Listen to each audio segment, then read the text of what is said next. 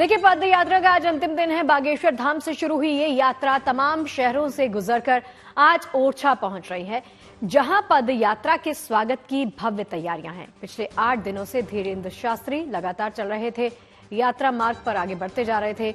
लगातार यात्रा मार्ग पर होने की वजह से उनके पैरों में छाले भी पड़ गए, लेकिन धीरेन्द्र शास्त्री न थमे न वो रुके। जहां से भी पद यात्रा होकर गुजरी, लोग इस यात्रा के साथ उनके साथ हो लिए। मनोज तिवारी से लेकर संजय दत्त तक इस यात्रा के हिस्सा बने। आज यात्रा का नवा दिन है और इस पद यात्रा को ओरछा के राजा राम मंदिर पर पहुंचना है।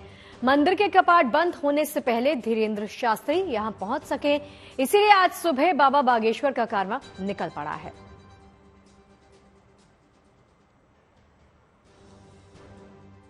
धीरेन्द्र कृष्ण शास्त्री इस समय हमारे साथ मौजूद हैं। ओरछा धाम पहुंच गई है यात्रा। अलग अलग मुद्दों पे हम लगातार बात करते रहे हैं धीरेन्द्र कृष्ण शास्त्री से, तो आज भी बात करेंगे। आज पूरी यात्रा में हिंदू एकता की बात हुई। इसी की यात्रा के दौरान यूपी के संभल में जो मामला हुआ, अब खबर आ रही है कि जो लोग मारे गए हैं उनके लिए जमीयत उलेमा जो है वो 5 लाख रुपए मुआवजे का ऐलान कर रहा है। आतंकवादियों को मुआवजा देना, आतंक को बढ़ावा देना है, कानून पर हाथ उठाना मतलब आतंकवाद करना है। तो देश में इस प्रकार की जब बातें सुनते हैं तब लगने लगता है कि निश्चित रूप से इनके ऊपर के आका भी इस देश के कानून को अपने हाथ में लेना चाहते। उनके आका कहाँ से हो? भोपाल से गुरु जी, भोपाल से गुरु जी। तो कहाँ के हो? छापर के हैं। इस देश में उनके आका भी यात्रा के अंतिम दिन भी वही तस्वीरें हैं जो आपने यात्रा के पहले दिन देखी।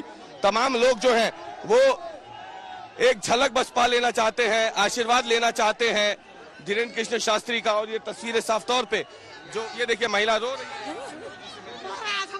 और देखिए ये तस्वीरें हैं क्योंकि यात्रा का भी समापन हो रहा है। संभल हिंसा में जो लोग मारे गए हैं उन पे बात देते हुए उन्होंने कहा है कि ये नहीं होना चाहिए। जो मुआवजे की बात वहां की गई है उसे गलत बताया है पंडित धीरेन्द्र कृष्ण शास्त्री ने। जो मुआवजा वहां दिया गया है, मुआवजा जो दिया गया है वहां गलत है। आतंक को बढ़ावा देना मतलब मुआवजा देना। देखिए, 160 किलोमीटर की इस यात्रा के बाद आखिरकार ये यात्रा अब से कुछ ही घंटों के बाद अपनी मंजिल तक जहां के लिए निकली है वहां पर पहुंच जाएगी। ओरछा में बाबा बागेश्वर की एकता यात्रा का बेसब्री से इंतजार किया जा रहा है। कल राम राजा यानी आज राम राजा मंदिर में पूजा के साथ ही इस यात्रा का समापन होगा। ओरछा का राम राजा मंदिर अपने आप में बेहद खास बताया गया है। इस मंदिर में श्री राम की पूजा राजा के रूप में की जाती है, उन्हें बाकायदा गार्ड ऑफ ऑनर दिया जाता है। ओरछा के राम राजा दरबार मंदिर की मान्यता दुनिया भर में है। यहां दर्शन करने के लिए देश विदेश से श्रद्धालु बड़ी संख्या में पहुंचते हैं। एकता यात्रा के पहुंचने से पहले राम राजा दरबार में खास तैयारियां की गई। मंदिर को सजाया गया, मंदिर को संवारा गया। मंदिर ही क्यों बल्कि पूरे ओरछा में इस यात्रा के भव्य स्वागत की तैयारियां चल रही हैं। रास्तों और इमारतों को फूलों से सजाया जा रहा है। एकता यात्रा के पहुंचने पर ओरछा की महिलाएं एक भव्य कलश यात्रा भी निकालने वाली हैं। ओरछा के लोगों में सनातन एकता यात्रा को लेकर खासा उत्साह भी साफ तौर पर देखा जा सकता है। यहाँ के जितने भी धार्मिक पुजारी लोग हैं, मंदिर के जितने हैं, सब उत्साहित हैं कि कब धीरेन्द्र शास्त्री ओरछा आए, क्योंकि उनकी ये लंबी यात्रा जो है, जो बिना जो है पैरों में कुछ पहने हुए नंगे पैर चल करके आ रहे हैं। उनके पैर भी जो है इस समय इस यात्रा में लूलुहान अवस्था में है, लेकिन फिर भी जो है वो इस सनातन को इकट्ठा करने के लिए, हिंदू धर्म के लोगों को इकट्ठा करने के लिए, उनके बीच में जो आपस में जो खाइयां बढ़ती चली जा रही हैं, उनको एक साथ करने के लिए महाराज जी लगातार कह रहे हैं कि जात पात पूछे नहीं कोई, हरि को भजई सो हरि का होई। हो पाएगा उनका ये सपना साकार? क्यों नहीं हो सकता है।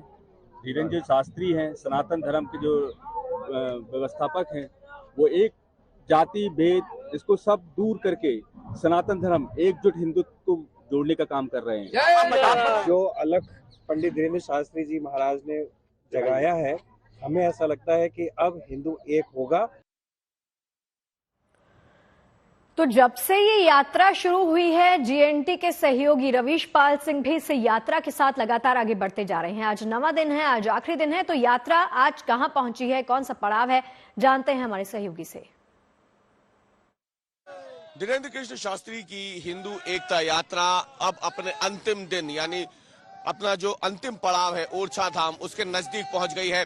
यात्रा के अंतिम दिन आज समय से 2 घंटे पहले ये यात्रा शुरू कर दी गई और जो श्रद्धालुओं के जत्थे हैं अब वो रवाना हो रहे हैं ओरछा धाम यानी राम राजा सरकार के दर्शनों के लिए ये तमाम लोग अब पहुंच रहे हैं, क्योंकि जो कार्यक्रम था रोजाना जो यात्रा है वो करीब 8 से 9 बजे के बीच शुरू होती थी, लेकिन आज क्योंकि 1 बजे मंदिर के पट बंद हो जाते हैं फिर शाम को खुलते हैं, तो जाहिर सी बात है मंदिर के पट बंद होने से पहले ही इन तमाम श्रद्धालुओं को धीरेन्द्र कृष्ण शास्त्री को राम राजा सरकार के दर्शन करने ही हैं। और क्योंकि उनके दर्शनों के बाद ही एक तरीके से इस यात्रा का समापन भी माना जाएगा और इसीलिए आप देखें तो ओरछा धाम में भी तैयारियां जो है वो जबरदस्त है।